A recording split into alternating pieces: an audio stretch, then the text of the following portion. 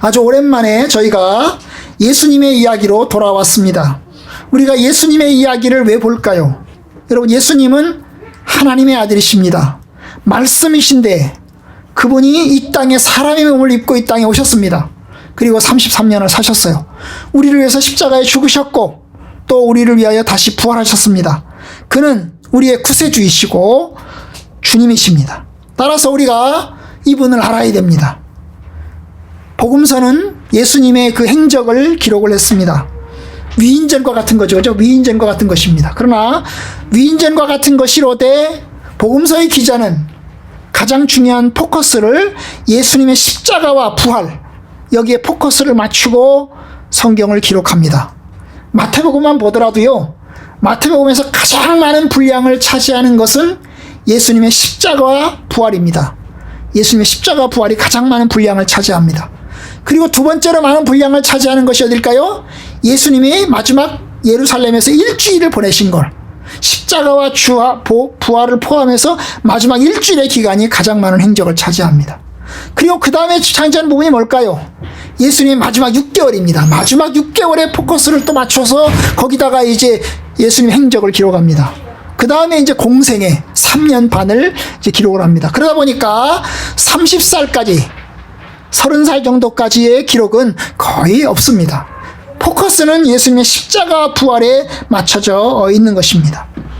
우리가 이제 오늘 보고자 하는 것은 예수님이 오병이어 사건을 통해서 하나님의 능력을 보여주신 다음에 일어나는 일과 관련해서 우리가 보고자 합니다. 예수님은 주로 갈릴리에서 활동하셨다고 그랬죠. 그죠? 갈릴리에서 거의 활동하셨어요. 예루살렘에 간 것은 1년에 몇 차례씩 잠깐 다녀오는 정도였어요.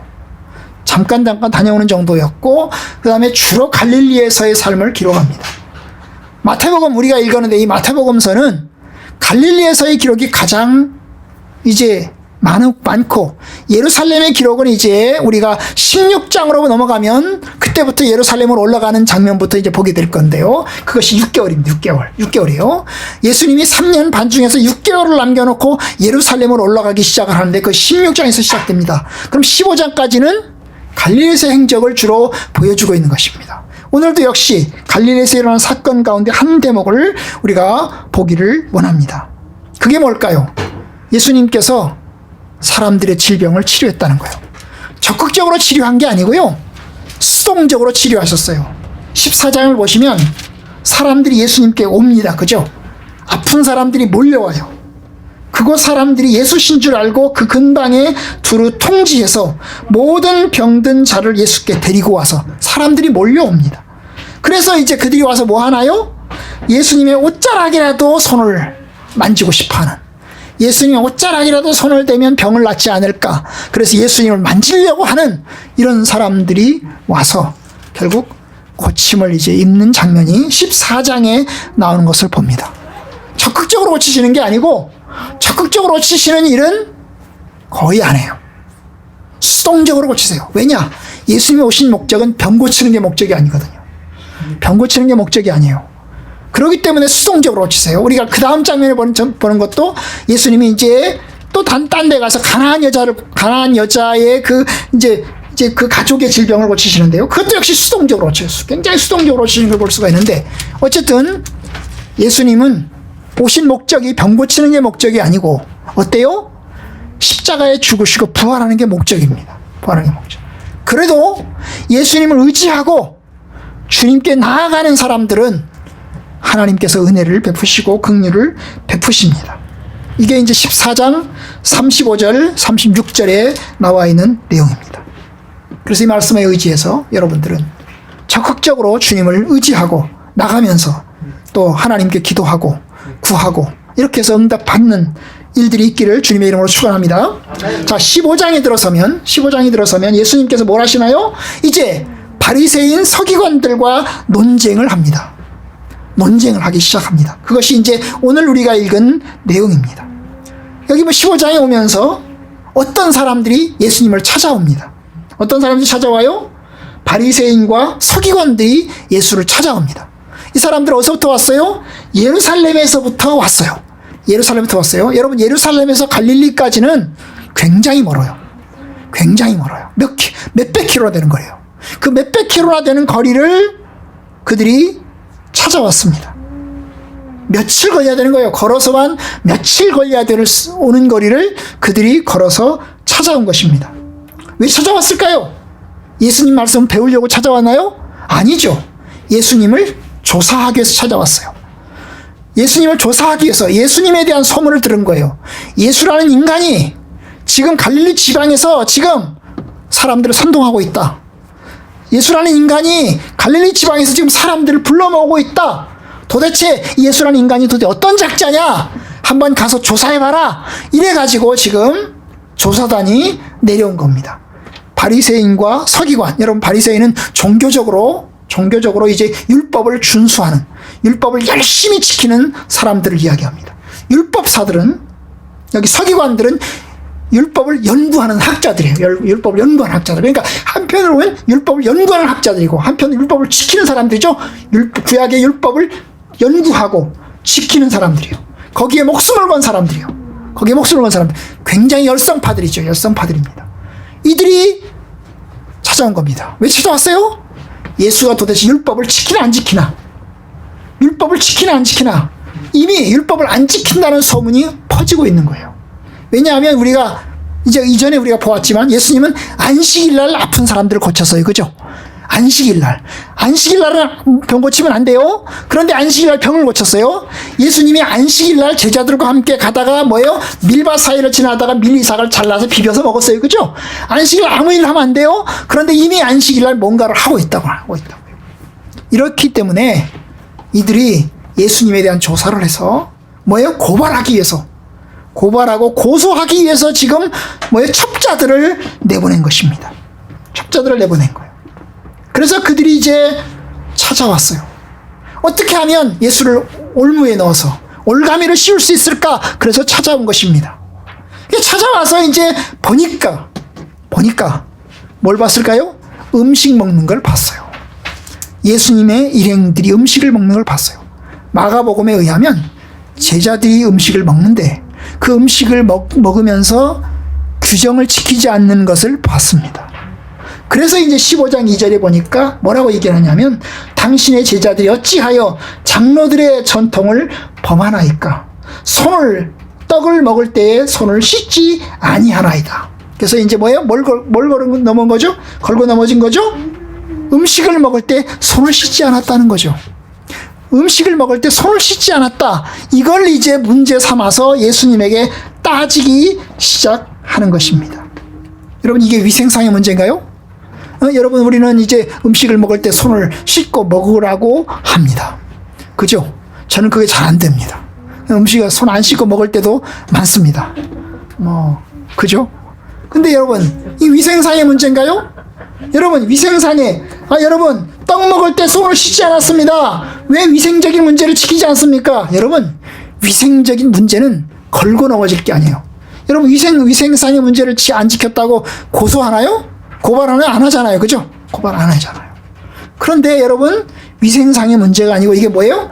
종교적인 문제예요. 종교적인 문제예요. 위생상의 문제가 아니라 종교적인 문제를 걸고 넘어지는 겁니다. 당신의 제자들이 어찌하여 장로들의 전통을 범하나이까? 전통. 여러분, 율법이 있고 전통이 있어요. 구약에 율법이 있고 전통이 있어요. 근데 지금 율법 얘기를 안 했어요. 당신의 제자들이 어찌하여 율법을 범하나이까? 이렇게 묻지 않았어요. 율법의 문제를 거론하지 않았어요. 뭘 걸었어요? 전통을 걸었어요. 전통. 장로들의 장로들이 정한 그 전통을 지키지 않았습니다. 라고 걸었던 거예요. 여러분, 그 당시 이스라엘은 율법이 있었고요. 율법 말고 또 하나가 뭐예요? 전통이 있었어요. 혹시 탈무드 들어보셨나요? 탈무드 들어봤죠. 이 탈무드는 구약의 율법을 풀어놓은 거예요. 현실 속에서 해석해가지고 풀어놓은 이야기들이 탈무드예요. 탈무드죠. 탈무드는 율법이 아니에요. 율법을 풀어서 적용시켜 놓은 이야기들이에요. 풀어놓은 것들이에요. 탈무드와 비슷한 거예요. 그런데 여러분, 이게 뭐예요? 이 전통, 음식을 먹을 때 손을 씻어야 된다는 거죠. 어디까지 손을 씻어야 돼요? 여기를 넘기면 안 돼요. 여기를 넘기면 안 돼요. 손을 씻어야 돼요. 손을 깨끗하게 씻어야 돼요. 그럼 집집마다 뭘 하겠어요? 세수대야가 있는 거죠. 음식을 먹기 전에 해야 되는 세수대야가 있어요. 꼭 있어요. 그래서 그걸 규정을 지켜서 손을 씻어야 돼요. 손을 씻어야 돼요. 그리고 음식을 먹어야 됩니다. 이게 이제 장로들이 정해놓은 전통, 지도자들이 정해놓은 전통이에요. 이 전통에 따라서 음식을 먹는 것입니다. 이게 정결의식이에요. 종교적인 정결의식. 위생을 위해서 먹는 게, 위생을 위해서 손을 씻는 게 아니고, 종교적인 정결의식을 위해서 손을 씻는 것입니다. 손을 씻는 거예요. 이걸 그렇게 해서 이제 거룩함을 유지하는 방편인 것입니다. 만약에 손을 안 씻고 먹으면 이건 위생상의 문제뿐만 아니라 어떤 문제가 종교적인 부정함의 문제를 가지게 되는 겁니다. 그래서 이제 이런 규정을 만들어 놨는데, 율법 규정인가요? 율법에서 손을 씻고 먹으라고 써 있나요? 구약 성경에 안 써 있어요. 안 써 있어요. 그냥 구약 성경에 뭐라고 써 있어요? 거룩하라 이렇게 있죠. 거룩하라. 근데 그 거룩함을 어떻게 해야 거룩해질 수 있느냐 하는 것 가운데서 하나가 뭐라고요? 손을 씻고 음식을 먹어야 된다는 거죠. 손을 씻고 음식을 먹어야 된다. 그래야 거룩해진다. 이게 들어있는 거예요. 바로 이 문제를 거론한 겁니다. 왜 당신의 제자들은 손을 씻지 않고 음식을 먹습니까? 그것은 곧 율법을 어기는 것과 마찬가지입니다. 그런 뜻인 거예요.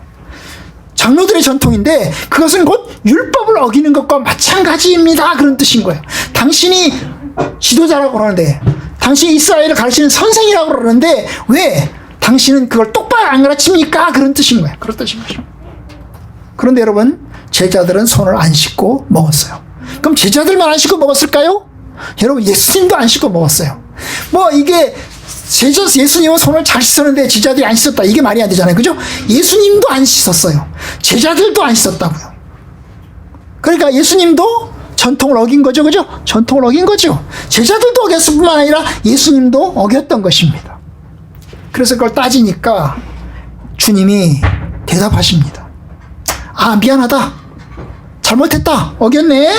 미안하다. 이렇게 받아들이시는 게 아니고 예수님이 이제 거기에 따라서 항변합니다. 뭐라고요? 그들을 비판합니다. 3절 대답하여 이르시되 너희는 어찌하여 너희의 전통으로 하나님의 계명을 범하느냐. 아까 말했습니다. 전통이 있고 율법이 있다고 그랬어요. 그죠? 율법이 있고 전통이 있다고 그랬어요. 율법은 구약 성경에 정해놓은 거예요. 명시적으로 명확하게 써놓은 게 율법입니다. 그런데 전통이라고 하는 것은 율법에 써놓은 게 아니고 율법을 풀어가지고 우리의 현실 속에서 적용해 놓기 위해서 만들어놓은 규정들, 이걸 전통이라고 그러는데요. 그런데 예수님 말씀하십니다. 너희가 어찌하여 너희 전통으로 계명을 범하느냐, 하나님의 계명을 범하느냐라고 따져요. 그러면서 이야기합니다. 그러면 도대체 전통은 뭐고 계명은 뭔가? 그 다음에 바로 나와요. 하나님이 이르셨으되 내 부모를 공경하라 하시고, 또 아버지나 어머니를 비방하는 자는 반드시 죽임을 당하리라. 이 두 개는 계명이에요. 율법이에요. 율법. 내 부모를 공경하라. 아시는 대로 10계명의 5번째 계명이죠. 부모를 공경하라. 이게 기록된 율법이에요. 그 다음에 내 아버지나 어머니를 비방하는 자는 반드시 죽여라. 이게 출애굽기 21장에 나오는 율법이에요. 10계명에는 들어가지 않지만 10계명을 보충한 율법이에요. 우리식으로 말하면 헌법이 있고, 헌법이 10계명이고, 그 다음에 10계명 헌법을 풀어가지고 형법이니 민법이니 이런 법들이 있어요. 그죠? 각종 법들이 있는데, 이 각종 법률들이 있는데, 그 각종 법률들을 내 아버지나 어머니를 비방하는 자는 반드시 죽임을 받으리라. 이것은 이제 헌법은 아니지만 헌법에 따른 형사법, 형사법에 해당되는 그런 규정인 거죠. 야, 부모를 공경해야 되는데, 부모를 공경해야죠. 그런데 부모를 공경해야 되는데 어때요? 부모님을 비방하는 사람은 죽여야 된다. 반드시 죽여야 된다. 이게 규정인 거예요. 규정. 율법의 규정인 것입니다. 그런데 그 다음에 보면요, 그 다음 보시면 이렇게 합니다.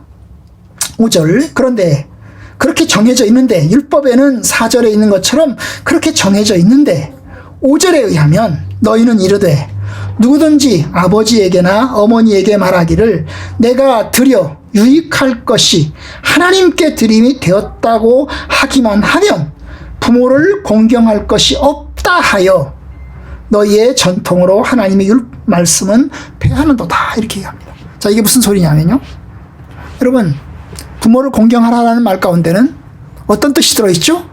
부모를 공경하라 그럴 때 부모를 공경하는 것은 어떻게 하는 거죠? 부모님의 말씀을 순종하는 것입니다. 부모님이 뭐라고 말할 때, 네, 알았습니다, 제가 부모님 말씀에 따르겠습니다, 이게 순종하는 거죠. 그죠? 순종하는 것입니다. 우리 어린아이들, 시은이 같은 아이들은 부모님의 권위 아래에 있기 때문에 부모님 말씀에 순종해야 됩니다. 그죠? 일찍 들어와라, 5시까지 들어와라, 그러면 네, 알았습니다 하고 들어와야 돼요. 이게 부모님에게 순종하는 것입니다. 그럼 공경은 뭘까요? 여러분, 공경이라고 하는 것은 조금 더 넓은 겁니다.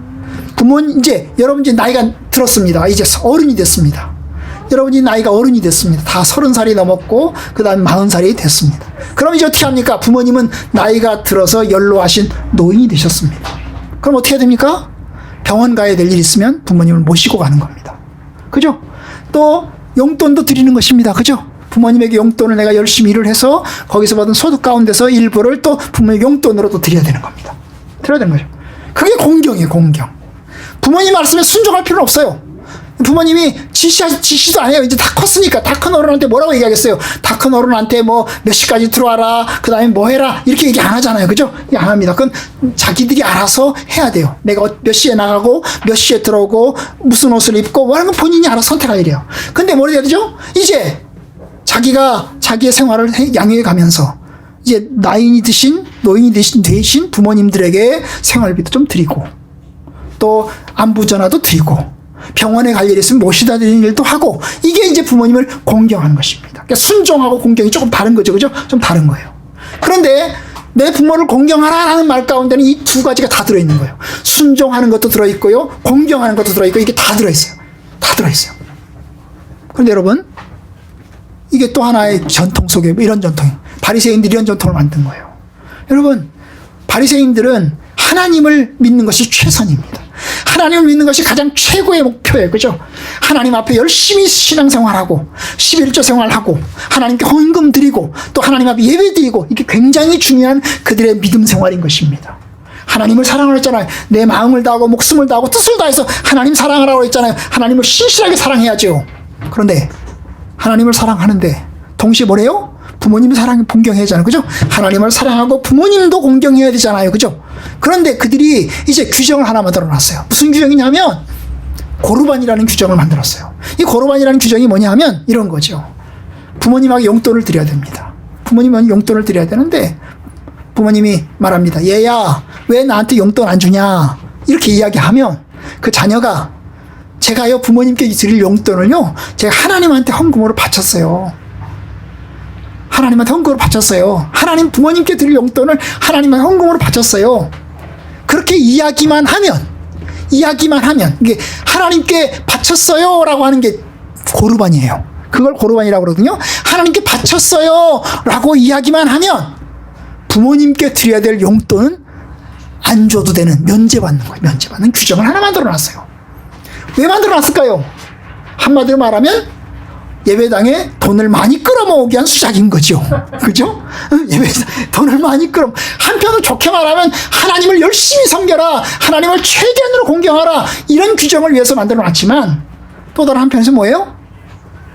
사람들이 성전으로 헌금을 더 많이 하도록 하기 위한 규정인 거예요. 그래서 이 규정을 만들어 놨어요. 그것이 전통인 것입니다. 전통. 율법에는 없어요. 율법에는 야, 부모님한테 드릴 용돈을 하나님한테 바치면 부모님한테 안 바쳐도 된다, 하나님한테만 열심히 바치면 된다, 이런 규정이 없어요. 율법의 규정은 뭐예요? 율법의 규정은 하나님을 사랑하고, 그죠? 목숨을 다하고 힘을 다해서 뜻을 다해서 하나님을 사랑하고, 또 율법의 규정은 부모를 공경하고, 그죠? 이 두 개가 다 있거든요. 그런데 그들은 이제 부모님에게 드려야 될 용돈을 왜요? 하나님한테 바쳤어요. 그리고 나니까 내가 부모님께 드릴 게 없어요. 드릴 게 없어요. 죄송합니다. 이렇게 하는 걸 고르반 규정이라고 하는 거예요.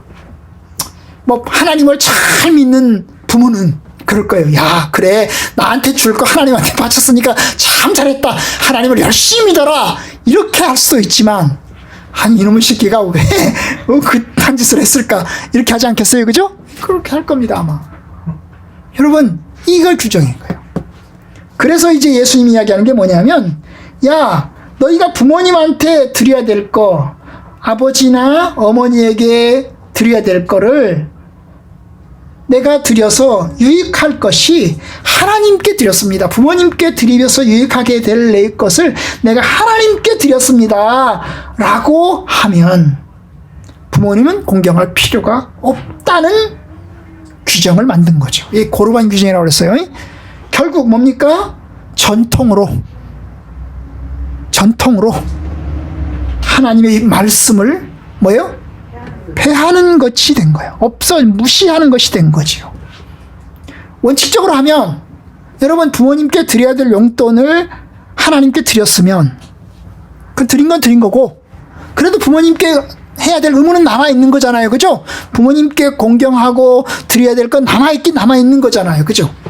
그런데 이 남아있는 규정을 없애버린 것입니다. 여러분 이것이 15장 5절이에요. 결론적으로 말해서 너희가 전통, 유전 이것을 지킨다고 하면서 결국 율법을 폐기하지 않았냐 하고 따지는 겁니다. 예수님의 말씀은 예수님께 왜 당신들은 이 전통을 어깁니까? 라고 말하니까 예수님은 나아가서 뭐예요? 야, 너희들은 나를 전통을 어긴다고 하는데 너희들은 율법을 어기지 않느냐 그 얘기를 하는 거예요. 그죠?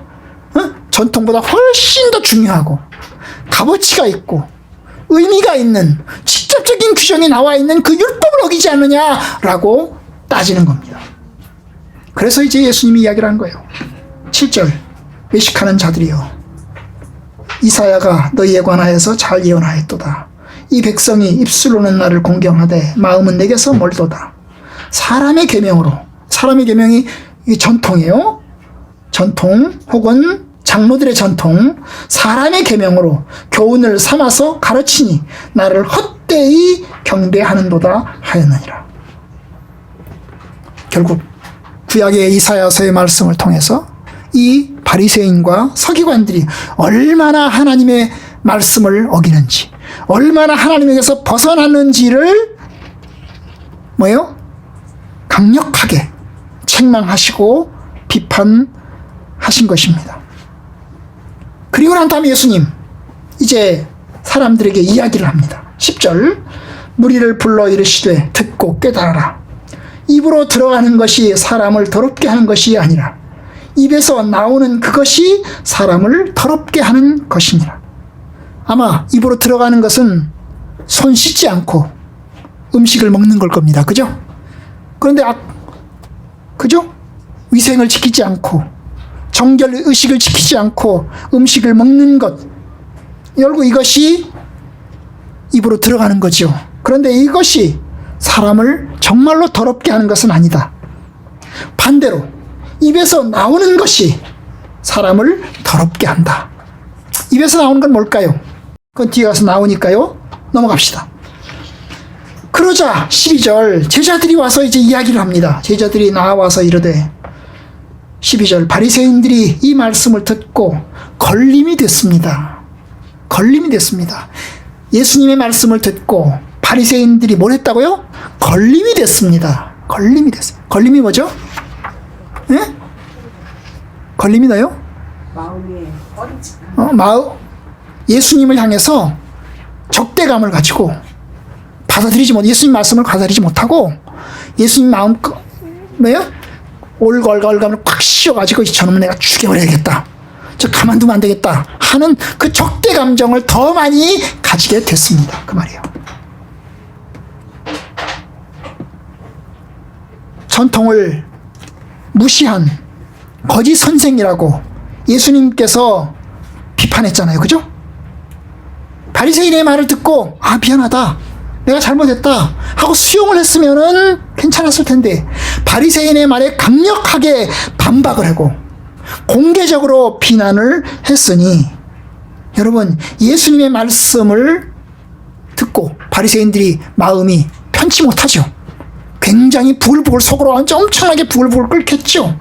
바로 이 모습을 바라본 제자들, 예수님 말씀이 너무 센데, 예수님 말씀이 너무 강해, 아니 유대 당국과 그러면 등을 지고 이제 적대 싸움판을 지금 벌릴 수밖에 없게 되지 않겠냐 하는 것을 제자들이 걱정하는 겁니다. 걱정하는 거예요. 사실 제자들의 염려는 현실적이죠. 왜냐하면 바리새인과 서기관들과 등을 지면, 적대 감정을 가지면 결국 이 싸움에서 예수님이 이길 수 있을까 하는 것이 제자들의 생각인 것입니다. 왜냐? 바리새인과 서기관들 뒤에는 뭐가 붙어 있어요? 예루살렘 당국이 딱 버티고 있는 거잖아요. 그죠? 권력이요. 세상 권력이 딱 버티고 있는 거잖아요. 그런데 예수님에게는 세상 권력이 없단 말이죠. 그러니 이 싸움에서 예수님은 칠 거라고 생각을 하는 겁니다. 누가 이길 수 있을까 생각하는 거예요. 그게 걱정이 되는 거죠. 그러자 예수님 말씀하십니다. 걱정하지 마라, 그 말이죠. 그런 뜻이에요. 심는 것마다 내 아버지께서 심지 않으신 것은 뽑힐 것이니 그냥 두라. 그들은 맹인이 되어 맹인을 인도하는 자로다. 만일 맹인이 맹인을 인도하면 둘이 다 구덩이에 빠지리라. 여기 심는 것마다 내 아버지께서 심지 않은 것은 뽑힐 것이다, 그냥 두라 라고 이야기를 합니다. 결국 바리새인들을 향해서, 서기관들을 향해서 전혀 두려워하지 않아요. 그죠? 두려워하지 않아요. 왜냐? 그놈들은 맹인들이다. 그놈들은 하나님이 심지 않았다. 심지 않았으니 하나님이 그들을 뽑아버릴 거다. 하나님이 심판하실 거다. 마지막 날에 하나님이 그들을 심판하실 거다. 냅둬라. 그들은 맹인이다. 어리석은 사람들이다. 그냥 냅둬라. 가라지다. 그냥 냅둬라. 라고 이야기하고 있는 거예요. 아주 강력하게 바리새인들과 서기관들을 비판합니다. 바리새인과 서기관들을 눈치를 보지 않습니다. 그들을 두려워하지 않아요. 그들을 염려하지 않아요. 뒤에 가면 나오는데요, 그들을 향해서 너희들은 마귀 새끼다 라는 얘기까지 합니다. 오늘 여기서는 뭐라고 그랬어요? 맹인이다 라고 그랬죠. 맹인. 눈이 앞이 안 보이는 지도자들. 여러분, 지도자가 눈이 안 보이면 안 되잖아요. 그죠? 왜냐? 그래야 눈이 떠야 다른 사람을 올바른 길로 인도할 거 아닙니까? 그런데 맹인이 맹인을 인도하면 결국 둘 다 구덩텅이에 빠지잖아요. 바로 그거예요. 이제 그러면서 이제 예수님께서 강력하게 또 이야기를 하세요. 그러자 이제 베드로 15절, 이 비유를 우리에게 설명하여 주옵소서. 이 비유를 설명해 주옵소서라고 예수님에게 부탁을 합니다. 이 비유가 도대체 무엇인가? 명확하지 않아요. 11절에서 말한 비유, 입으로 들어가는 것이 사람을 더럽게 하는 게 아니고 입에서 나오는 것이 사람을 더럽게 하는 것이니라 그랬는데, 바로 그것을 물은 것인지, 아니면 13절 14절, 심는 것마다 내 아버지께서 심지 않으신 것은 뽑힐 것이니 그냥 둬라. 맹인이 되어 맹인을 인도하는 자로다. 맹인이 맹인을 인도하면 둘 다 구덩이에 빠지리라 라고 하는 것인지 명확하진 않아요. 근데 마가복음에 의하면 13절 14절의 내용은 없거든요. 11절까지 있고 그 다음에 바로 15절로 이어져요. 13, 12, 13, 14절은 없어요. 마가복음에 없어요. 바로 이제 15절로 이어집니다. 그런 걸로 봐서 제자들의 이 베드로의 질문은 11절에 대한 궁금증을 질문한 거죠. 입으로 들어가는 것이 사람을 더럽게 하는 게 아니고 입에서 나오는 그것이 사람을 더럽게 하는 것이다. 이게 도대체 뭔 말입니까? 입으로 나오는 건 뭐고 입으로 들어가는 건 뭡니까? 라고 질문을 했어요. 질문하셨죠. 그러자 주님 대답하십니다. 16절, 너희가 아직까지 깨달음이 없냐? 내가 깨달으라고 했지 않냐? 10절에 이야기했잖아요. 듣고 깨달아라 라고 이야기했지 않냐? 그런데 아직도 네가 깨우치지 못했냐? 이야기합니다. 결국 제자들, 바리새인과 거의 비슷하게 다 알아듣지 못하고 있다는 거죠. 다 하지 못하니까 질문을 한 것이죠. 그러면서 주님 말씀하십니다. 구체적으로 이해합니다. 입으로 들어가는 모든 것은 배로 들어가서 뒤로 내버려지는 줄 알지 못하느냐. 이게 뭐죠? 음식이죠. 그죠? 음식. 입으로 음식이 들어가서 배로 위장을 통해서 뒤로, 뭐 똥으로 나오는 거죠. 소변으로, 대변으로, 똥으로 내버려주는 걸 알지 못하느냐. 그 얘기하는 거고요. 18절 입에서 나오는 것들은 마음에서 나오나니 이것이야말로 사람을 더럽게 하는 것이니라. 입에서 나오는 것이 사람을 더럽게 하는 거다. 왜냐? 그것은 마음에서 나오는 거니까 결국 마음에서 입을 통해서 나와서 사람을 더럽게 한다.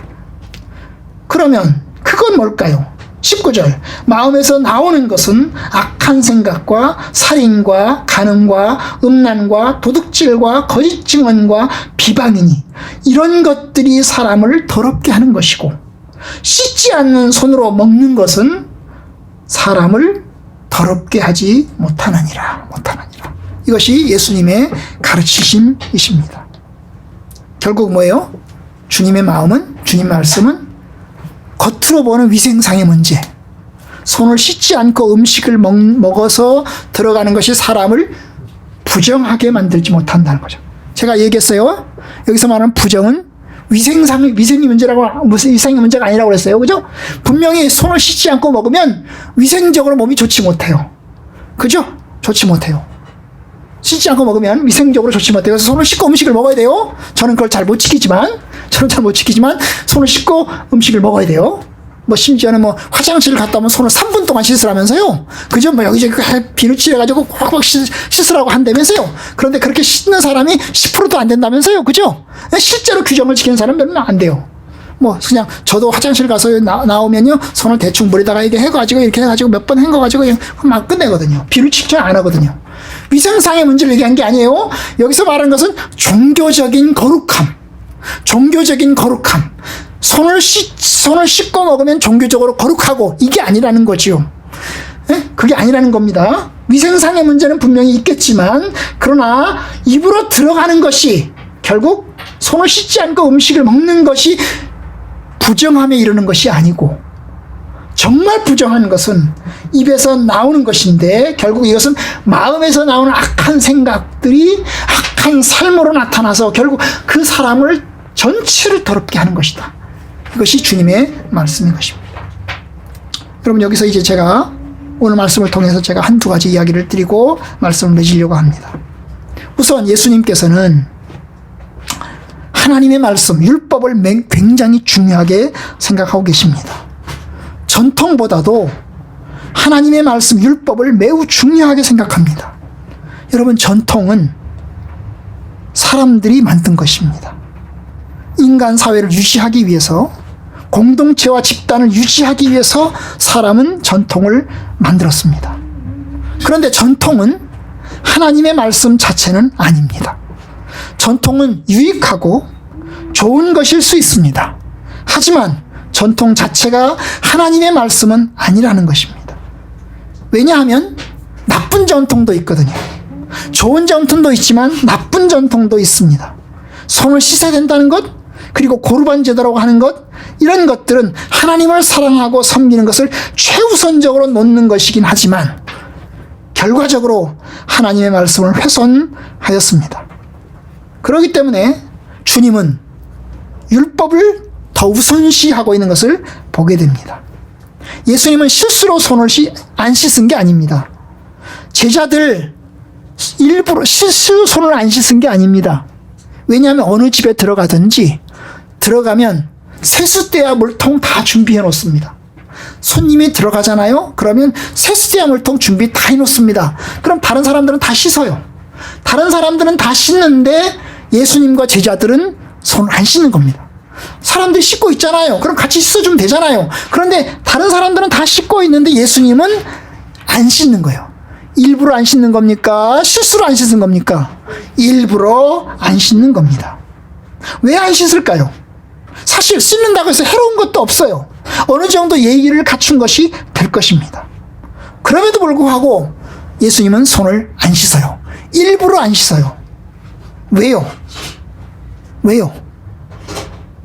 왜 안 씻어요? 그것이 율법이 아니기 때문입니다. 그것이 율법이 아니기 때문입니다. 하나님의 말씀, 강제적으로 행해야 될 그 하나님의 말씀이 아니기 때문에 굳이 비난받을 줄 알면서, 사람들이 자기를 뭐라고 할 줄 알면서 안 씻는 것입니다.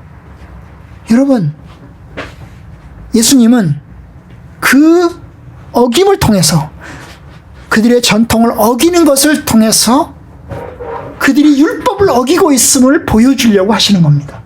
내가 전통을 어긴다, 하지만 너희들은 율법을 어기고 있다 라고 하는 것을 보여주시려고 일부러 손을 씻지 않으신 겁니다. 자, 그런 걸로 보면 예수님은 어때요? 굉장히 과격하고 굉장히 레디컬하다는 것을 볼 수 있습니다. 엄청나게 과격합니다. 과격해요. 조금 부드럽게 할 수 있잖아요. 사람들 앞에서 부드럽게 인간관계를 가지고 부드럽게 할 수 있잖아요. 그런데 그는 굉장히 과격합니다. 인간관계를 갖는 방식이 굉장히 과격해요. 그러면 사람들하고 어때요? 척지게 되고 등지게 될 가능성이 큽니다. 사실 예수님은 손을 안 씻기만 한 게 아니에요. 예수님은 유대인의 전통을 마구마구 짓밟았습니다.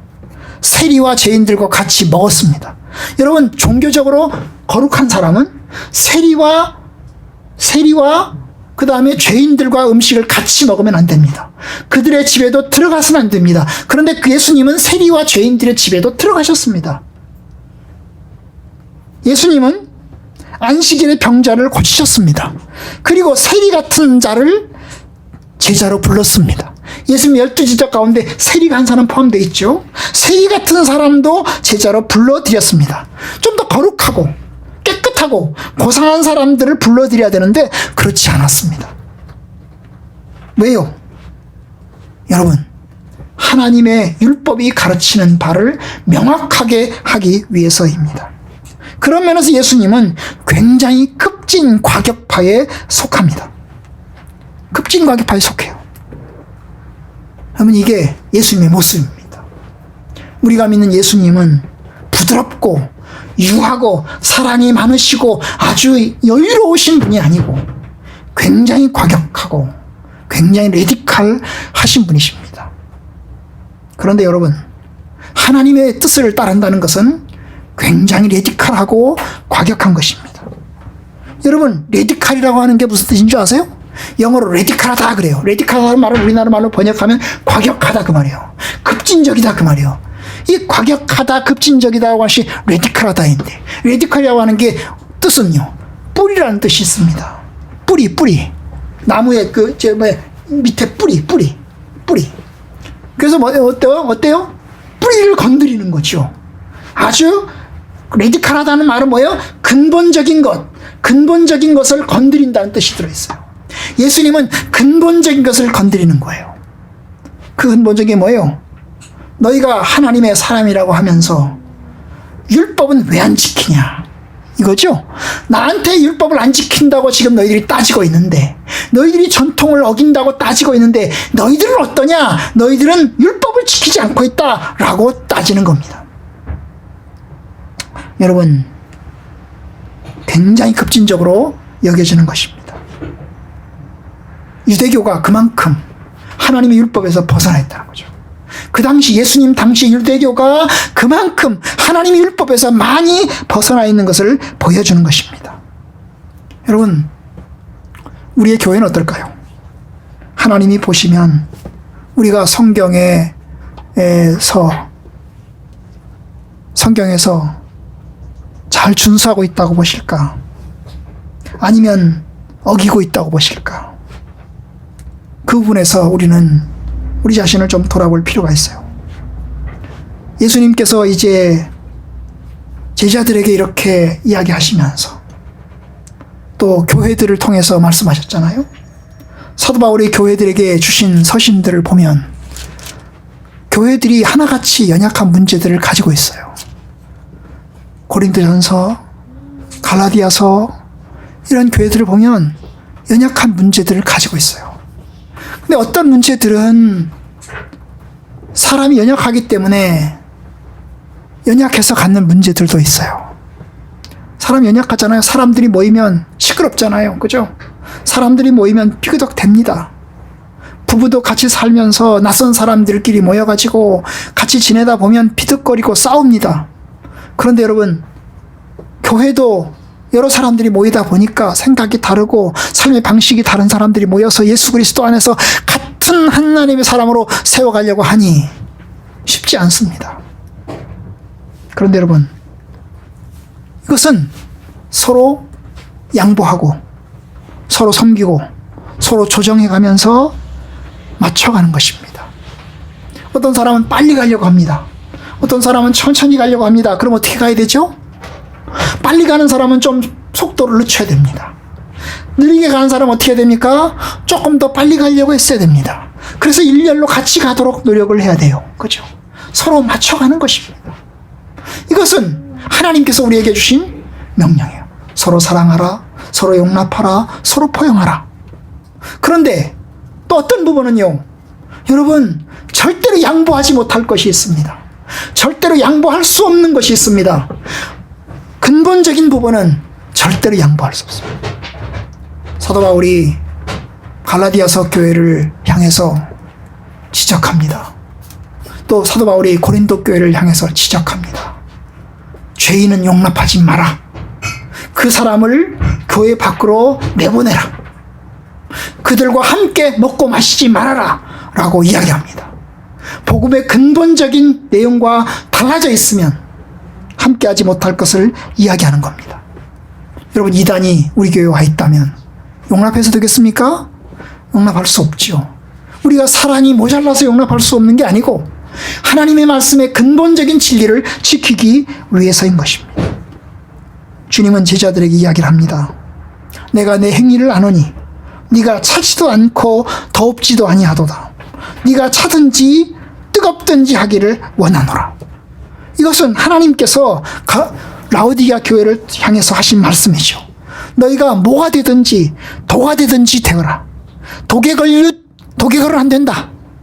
하나님을 사랑하고 섬기는 것이면 근본적으로 철저해야 된다. 이것을 요구하시는 겁니다. 그런데 우리는 그걸 잘 못해요. 만약에 우리가 연약해서 잘 못하는 거면 주님께서 우리에게 성령의 은혜를 통해서 기회를 주실 겁니다. 그러나 의도적으로 우리가 거스르는 것이라면 그것은 주님의 뜻과 벗어나는 것입니다. 그러니 여러분, 2023년 한 해를 바라보시면서 하나님의 뜻 안에서 내가 연약한 부분에 대해서는 주님, 내가 주님을 따라서 갈 수 있게 해주세요 라고 기도하시면서 성령의 은혜를 입혀주세요 라고 하시면서 주님의 말씀을 따라서 가시기를 원하고, 그러나 근본적으로는 거스름이 없기를 원합니다. 물론 우리 교회 성도들 가운데는 근본적으로 거스르는 분은 없으시라고 생각합니다. 왜냐하면 근본적으로 거스르면 그건 주님의 사람이 아니기 때문입니다. 제가 한 가지 더 말씀드리고 맺으려고 하는데요. 그것은 예수님의 이런 과격하고 근본적인 그 모습이 어디로 갈까? 유대 바리새인 서기관들이 예수님의 이런 비난을 듣고 수긍할까? 전혀 수긍하지 못합니다. 오히려 그들은 걸림이 됐습니다. 여러분, 이 모습이 주님에게는 어떤 결과를 가져올까요? 우리가 아는 대로 여러분, 이 모습은 주님의 십자가로 가는 길입니다. 예수님은 십자가로 가는 길로 가는 거예요. 이 모습이 바리새인들과 부딪히고 적을 지면 결국 주님의 인생은 길이 짧아지는 겁니다. 그죠? 길이 짧아지는 겁니다. 그 끝은 뭘까요? 십자가죠. 십자가로 갈 겁니다. 사람들은 예수를 죽이려고 달려들 거고 결국 주님의 길은 십자가로 갈 거예요. 그런데 십자가의 길은 예수님에게 정해진 운명이에요. 주님이 가셔야 될 길입니다. 이것이 주님의 길이기 때문입니다.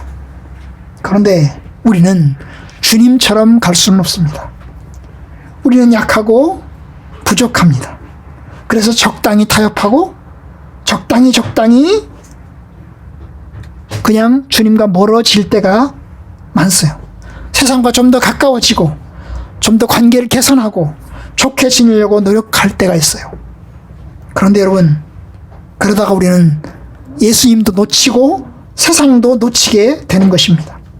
적당히 하면 세상에서는 칭찬합니다. 그러나 뒤에서는 욕을 하고 비난을 합니다. 주님 말씀하십니다. 부당하게 고난을 받아도, 부당한 고난이죠. 부당하게 고난을 받아도 하나님을 생각하면 결국 이것은 아름답지만, 그러나 죄가 있어 고난을 받고 매를 맞으면 그건 아무런 칭찬이 없다는 거죠. 우리는 이 두 가지의 갈림길에 서 있는 거예요. 예수님은 하나님의 말씀을 지키는 일에 십자가를 지는 것까지 생각하면서 강하게 나가시는 겁니다. 그리고 결국 십자가로 갈 겁니다. 십자가로 갈 겁니다. 그런데 우리는 이걸 잘 못해요. 어떤 때는요, 지켜야 될 것을 철저하게 지키는 일을 잘 못하다가 결국 타협해버리고 말고, 또 적당히 타협할 것을 잘 못해가지고 이것을 철저하게 지키는 것으로 생각해가지고 이것을 갖고 막 싸울 때가 있는 거예요. 뭐가 중요하고 뭐가 덜 중요한지 우리가 구분을 잘 못할 때가 있는 겁니다. 여러분, 우리의 믿음의 선배들은 비본질적인 것에 대해서는 양보하고 본질적인 것에 대해서는 지켜라 그랬어요. 비본질적인 것은 양보하고 본질적인 것은 지켜라 그랬어요. 양보하지 말고 지키지 마라 그랬어요. 그런데 우리는 그걸 잘 구분을 못해요. 어느 것이 비본질인지 어느 것이 본질인지 구분을 잘 못해요. 그래서 양보해야 될 것을 양보를 못해요. 비본질적인 것에 대해서는 양보를 하고, 그러면 비본질적인 것에 양보를 해야 되잖아요.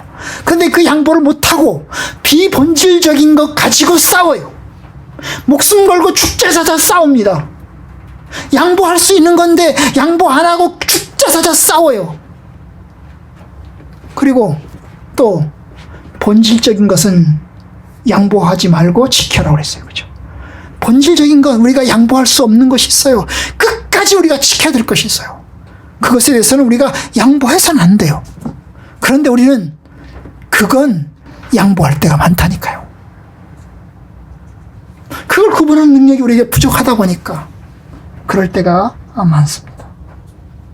여러분, 이게 우리의 모습이에요. 우리의 모습. 말 한마디 가지고 싸우고, 조그마한 행동 하나 가지고 싸우고, 그것 때문에 자존심 상해가지고 막 화를 내고 이럽니다. 여러분, 교회에서 반찬을 2가지 하면 어떻고 3가지 하면 어떻습니까? 사도신경을 먼저 하고 사도신경을 늦게 하면 어떻습니까? 그건 본질이 아니에요. 그런데 그거 갖고 싸워요. 그거 갖고 싸워요. 우리 연약함인 거죠. 연약함인 것입니다. 여러분, 하나님께 우리가 기도합시다. 하나님, 본질과 비본질을 구분할 수 있는 눈을 주세요.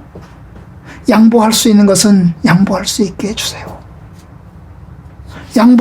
하지 말아야 될 것은 양보하지 않게 해주세요. 내가 도대체 뭘 지켜야 됩니까? 이걸 구분할 수 있는 눈을 주세요. 저와 여러분들이 하나님의 말씀 가운데서 구분할 수 있기 바랍니다. 전통과 율법을 구분해서, 그죠? 율법은 변할 수 없지만, 고칠 수 없지만, 전통은 바꿀 수 있잖아요. 고쳐나갈 수 있잖아요. 더 좋은 방향으로 고칠 수 있잖아요. 그런 면에서 이걸 구분할 수 있는 눈이 우리에게 있기를 원합니다. 주님의 뜻 안에서 올 한 해 하나님의 뜻 안에서 생활하시면서 무슨 옷을 입을지, 또 어떤 음식을 먹을지, 어떤 예배 형식을 가지고 어떤 삶을 살아갈지, 이런 부분에 대해서는 조금 더 우리가 이제 좀 포용할 수 있는 그런 안목을 갖기를 원합니다. 그래서 그리스도의 몸이 하나가 되고 진리를 지키고 하나님의 뜻 안에서 올바로 가는 길이 될 수 있기를 주님의 이름으로 간절히 축원합니다. 기도하겠습니다.